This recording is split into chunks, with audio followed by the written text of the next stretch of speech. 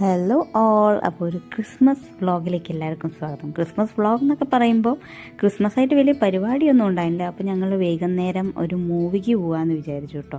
So ആ കണ്ടതാണ് നമ്മുടെ ക്രിസ്മസ് ട്രീ. അത് നിങ്ങൾ കഴിഞ്ഞ വീഡിയോയിലൊക്കെ കണ്ടിട്ടുണ്ടാവുമല്ലോ. അപ്പോൾ ഞങ്ങൾ ഇത്തിരി ലേറ്റ് ആയിട്ടുണ്ടായിരുന്നു കേട്ടോ എത്താൻ.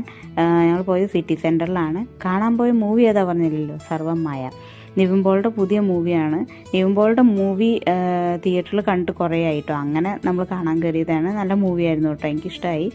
പിന്നെ മൂവിയൊക്കെ കണ്ട ശേഷം ഞങ്ങൾ അവിടെ നിന്ന് തന്നെ ഫുഡൊക്കെ കഴിച്ചു. ഒരു ബർഗർ, ഒരു റാപ്പ്, അതൊക്കെ കഴിച്ചു കേട്ടോ.